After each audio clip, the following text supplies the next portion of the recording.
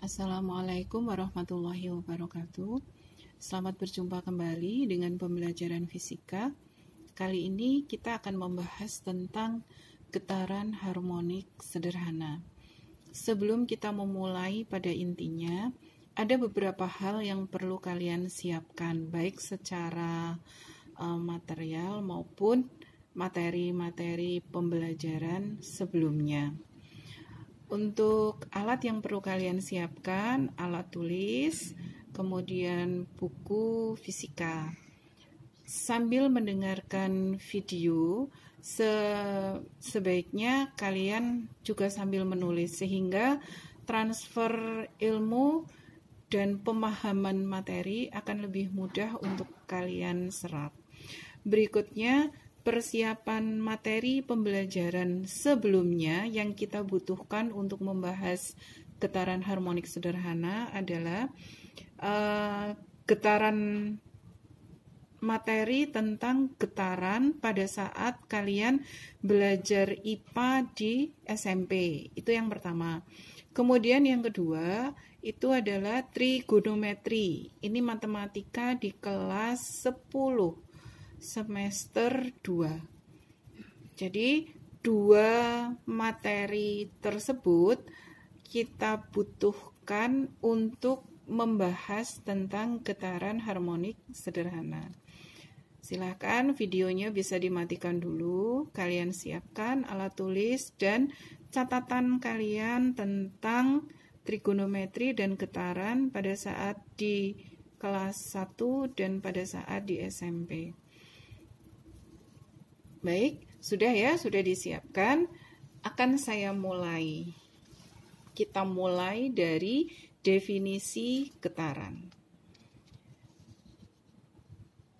Getaran di SMP itu sudah disampaikan oleh guru kalian bahwa yang dimaksud dengan getaran adalah gerak bolak-balik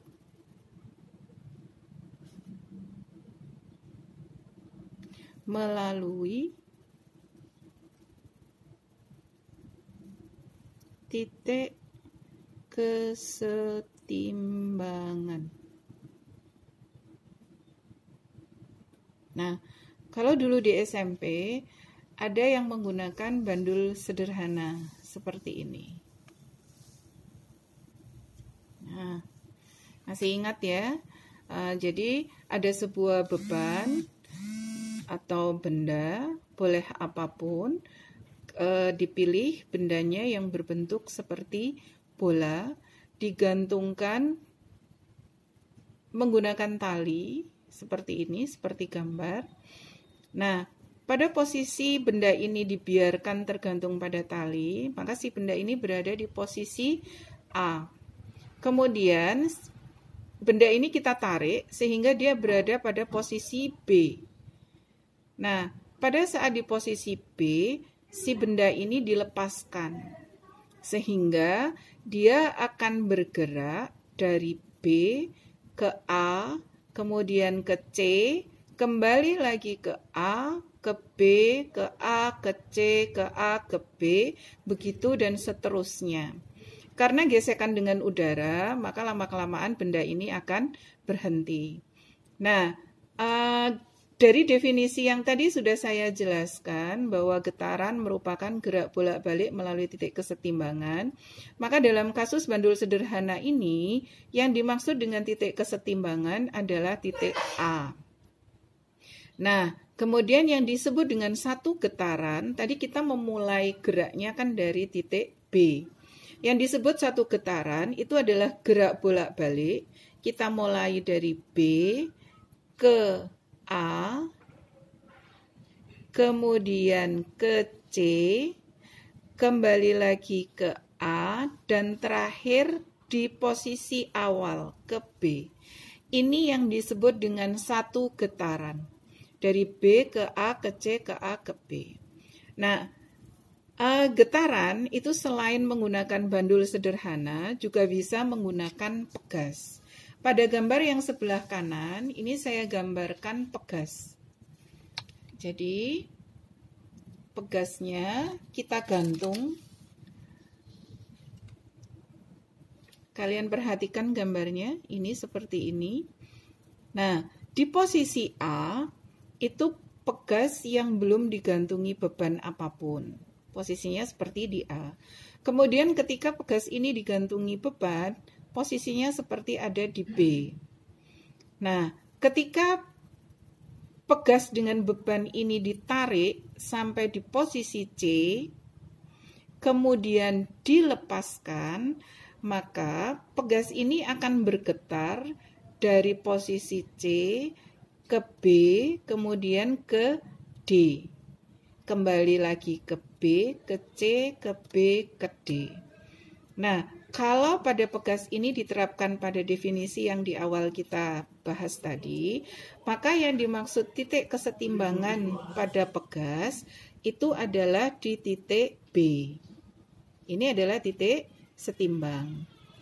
Nah, satu getaran pada pegas, tadi kan kita mulai dari titik C. Jadi yang disebut satu getaran pada pegas itu dimulai dari C ke B, kemudian ke D, ke B, dan kembali lagi ke C. Ini yang disebut dengan satu getaran. Maka kalau getaran itu disebut dengan gerak bolak-balik, ya inilah yang disebut dengan gerak bolak-baliknya. Dari C ke B ke D, balik lagi ke B ke C. Begitu dan seterusnya. Sampai di sini semoga bisa dipahami ya anak-anak. Baik, kita lanjutkan. Setelah kamu memahami getaran pada bandul dan pada pegas, ada besaran-besaran yang kita butuhkan untuk membahas ini, untuk membahas getaran harmonik sederhana, seperti yang tadi sudah saya sampaikan. Besaran-besaran itu adalah besaran-besaran fisika yang sebenarnya sudah kalian kenal di SMP. Yang pertama, ada N. N dituliskan dengan huruf kecil. Itu adalah banyaknya getaran. Kemudian ada T. Waktu. Waktu yang dibutuhkan benda untuk bergetar. Dulu waktu di SMP biasanya kalian praktikum dengan menentukan waktunya berapa detik, itu menghasilkan berapa banyak getaran. Dihitung seperti ini, satu getarannya dari B ke A, ke C, ke A, kembali lagi ke B, itu satu getaran. Nah, ada berapa banyak gerak bolak-balik ini dalam waktu tertentu. Itu dulu yang dipraktekkan di SMP seperti itu. Kemudian, besaran yang berikutnya yang sudah kamu kenal, itu ada frekuensi, dituliskan dengan huruf F kecil. Frekuensi, masih ingat satuannya? Ya, satuannya hertz. Kemudian kalau waktu, kita pilih satuannya sekon. Kemudian ada periode. Periode. Oke. Berikutnya, yang perlu lagi kalian siapkan, tadi Bu Arini terlewat sepertinya. Materi tentang gerak melingkar beraturan. Ini kita bahas di kelas 11 juga, tapi di semester 1. Gerak melingkar beraturan, kalian mengenal ada theta. Theta itu adalah omega kali T. Nah, omeganya, masih ingat omega? Omega adalah 2pi kali F, atau omega itu bisa juga 2pi per T. Ada lagi yang perlu kalian ketahui, satu besaran lagi, yaitu A.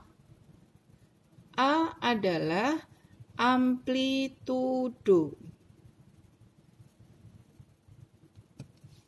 Apa amplitudo? Amplitudo adalah simpangan maksimum. Nah, kalau simpangan saja itu disimbolkan dengan Y kecil. Ya, ini besaran-besaran inilah yang nanti akan kita bahas, yang akan kita butuhkan juga untuk membahas tentang getaran harmonik sederhana. Yang tadi kita bahas anak-anak itu adalah definisi getaran secara umum. Sedangkan judul di atas ini getaran harmonik sederhana. Getaran harmonik sederhana itu lebih spesifik. Kalau ini getaran saja, ini bisa terjadi pada apapun. Nah, kalau getaran harmonik itu hanya kita pilih yang dia ketika bergerak bolak-balik itu betul-betul antara C dan B itu tidak berubah secara lintasan. Jadi biasanya kalau getaran yang akan kita hitung itu adalah getaran harmonik, yang akan kita ukur itu adalah getaran harmonik, maka begitu kamu melepaskan dari titik B, itu tidak akan langsung dihitung banyaknya getarannya itu berapa, tidak. Tetapi ditunggu dulu beberapa saat ketika bandul ini sudah lebih stabil bergeraknya. Dan itu biasanya dihitung hanya 5 getaran dan kamu perhatikan berapa waktunya. Jadi tidak sampai si bandul ini berhenti. Karena kalau begitu mulai dilepaskan kalian sudah menghitung, kemudian stopwatch kalian berhentikan ketika benda ini berhenti, si bandulnya berhenti, maka itu tidak lagi getaran harmonik. Karena dia akan mengalami pemendekan lintasan dari C ke B. Sampai di sini bisa dipahami ya. Baik, nah lintasan dari C ke B ini disebut apa sih, gitu kan? Nah, tadi sudah saya sampaikan di sini ada amplitudo atau simpangan maksimum. Simpangan maksimum ini dihitung dari titik kesetimbangan. Jadi kalau pada bandul sederhana, titik kesetimbangannya ada di A, maka simpangan maksimumnya itu adalah dari A ke B. Jadi ini dari A ke B ini disebut dengan amplitudo. Sedangkan kalau simpangan itu tidak sampai pada titik maksimum, maka disebut dengan simpangan saja atau Y.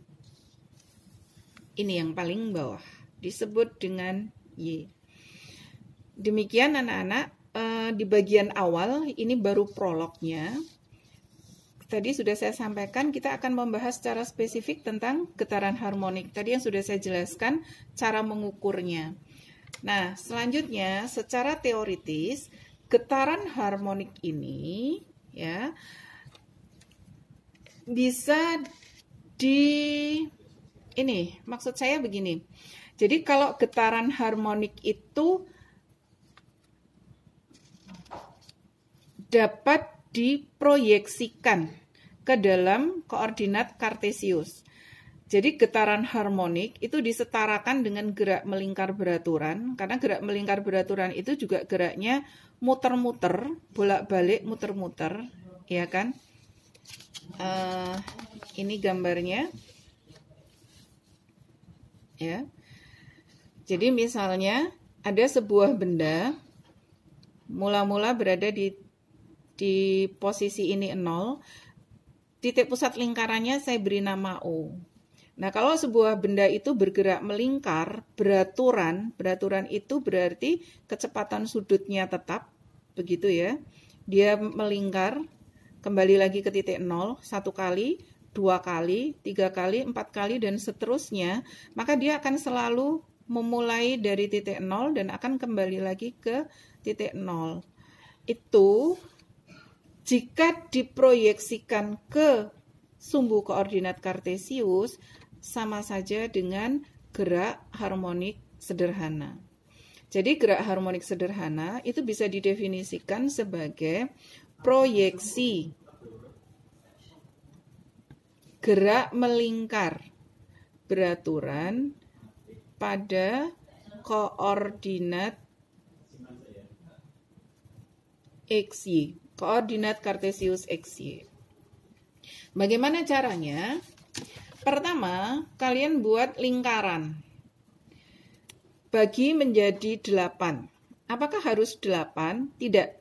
Kalian boleh membagi 12, 16, tapi yang paling mudah dan paling sederhana saya pilihkan lingkaran ini dibagi 8 sama besar.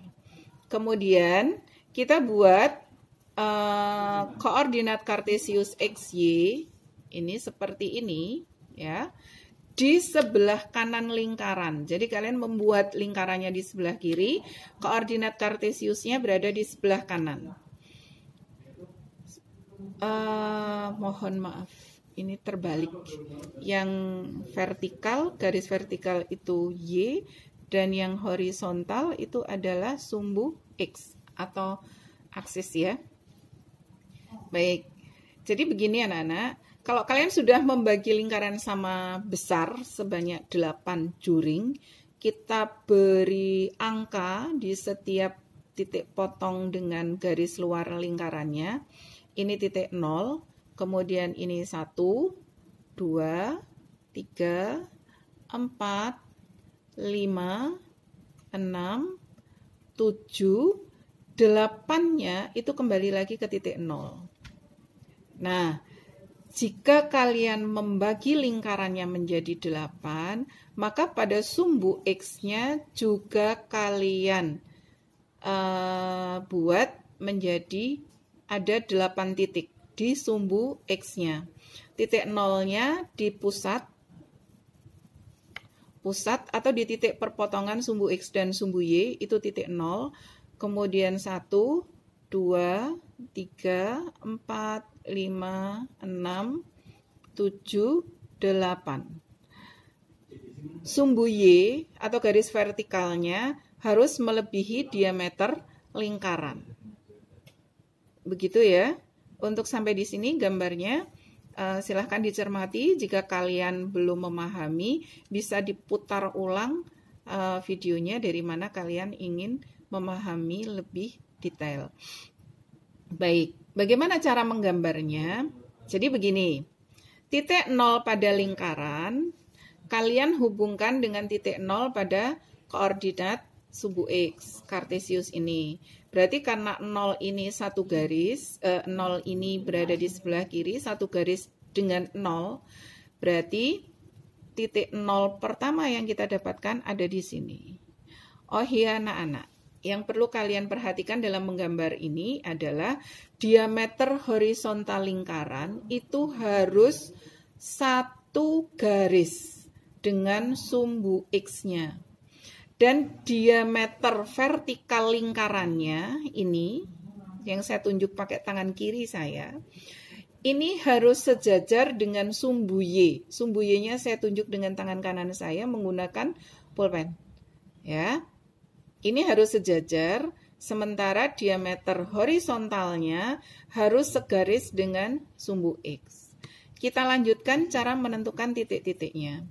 Kemudian untuk angka 1, kita tarik garis sejajar sumbu X memotong sumbu Y. Kemudian dari angka 1 di sumbu X, kalian tarik vertikal ke atas sejajar sumbu Y. Memotong garis yang tadi dibuat. Kita mendapatkan titik yang kedua, yaitu titik antara 1 dan 1. Kemudian berikutnya kita buat titik 2. 2 kita hubungkan juga dengan 2 pada sumbu X. Seperti ini. Nah, kemudian titik yang ketiga.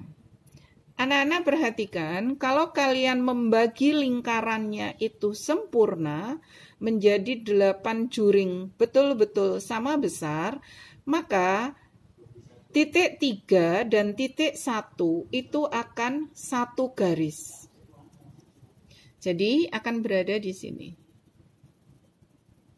Kita sudah mendapatkan 4 titik, 0, 1, 2, dan 3. Kemudian titik 4 itu berada di diagonal horizontal, berarti dia berada tepat di sumbu X-nya. Ini, kemudian 5 dan 7, seperti tadi saya sampaikan, kalau kalian membagi lingkarannya itu tepat. 5-nya kita hubungkan dengan angka 5, kemudian 6,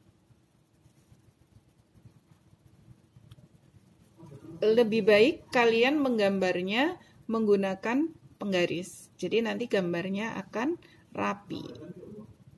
Nah, angka 6 itu dengan angka 6 di sini. Angka 7-nya berarti di garis yang sama dengan angka 5. Angka 8-nya kembali lagi horizontal di sini, berarti dia berada di sumbu X. Nah, seluruhnya kita mendapatkan ada 9 titik. 0, 1, 2, 3, 4, 5, 6, 7, 8. Ada 9 titik. 9 titik ini harus kalian hubungkan, tapi tidak boleh diputus-putus menggunakan penggaris. Misalnya kalian garis dulu dari 0 ke 1 digaris, 1 dari 2 digaris. Tidak seperti itu ya anak-anak. Jadi cara membuatnya, kalian hubungkan dengan mulus. Harus mulus. Nanti bentuknya jadi seperti grafik sinus. Kita mulai dari titik 0, kemudian ke 1, 2,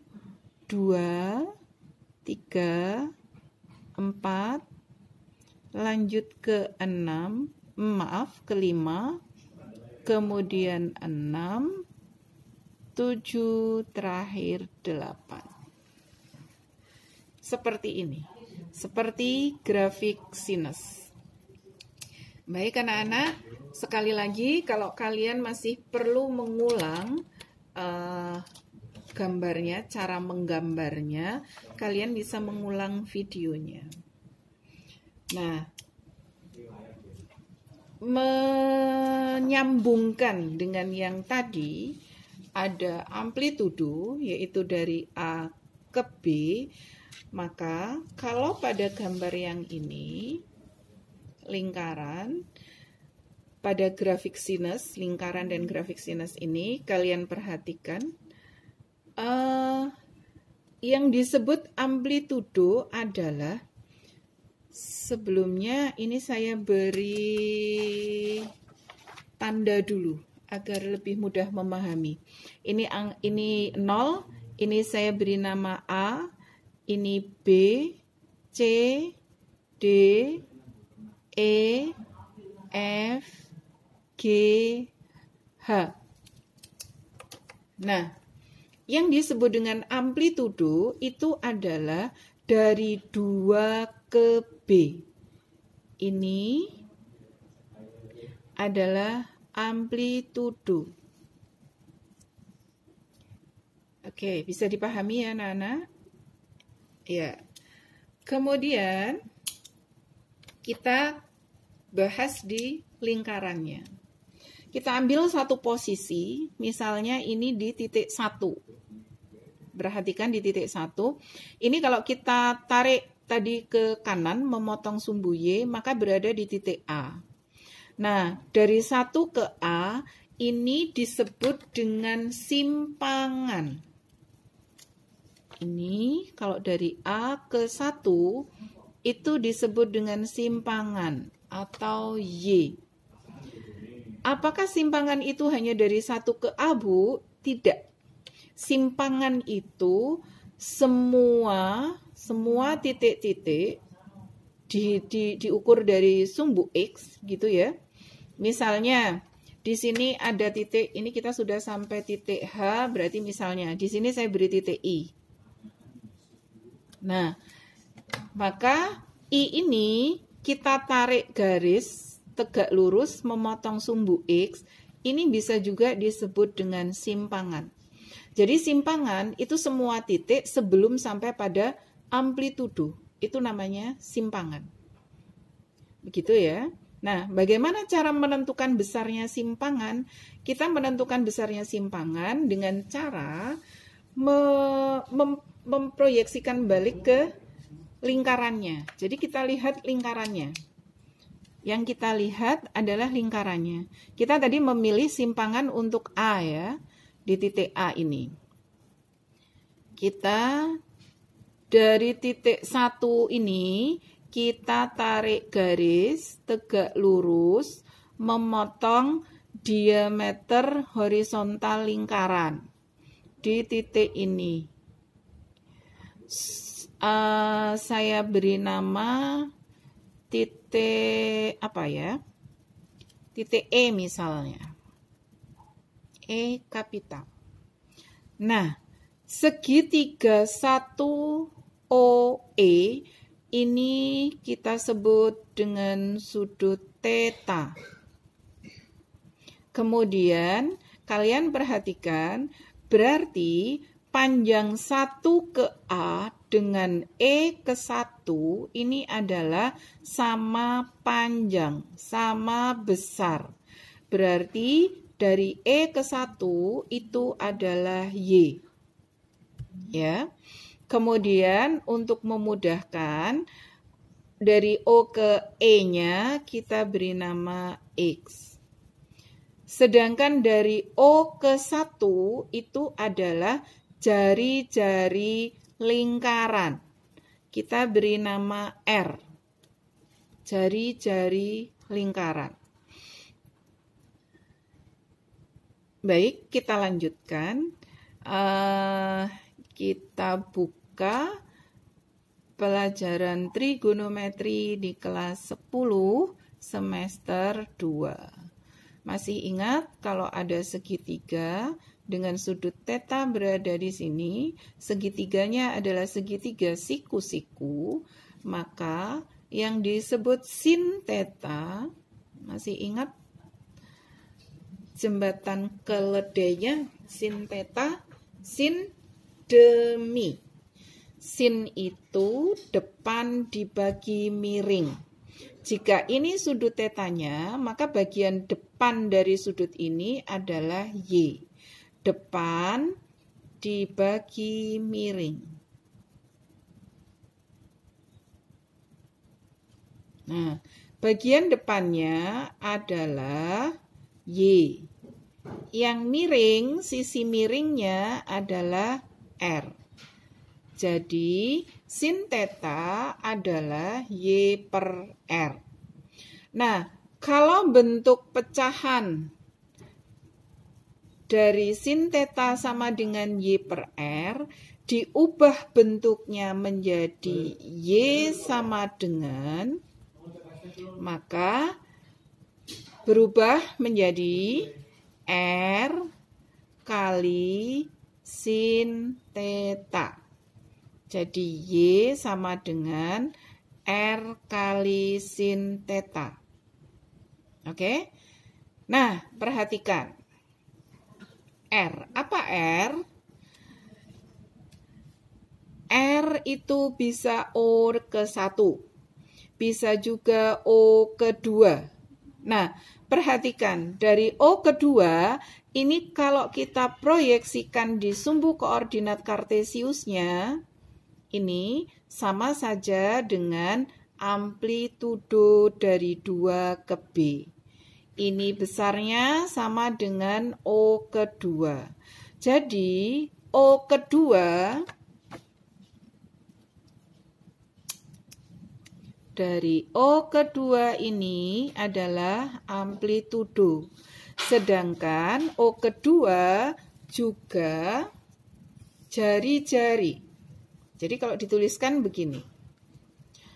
O kedua adalah jari-jari.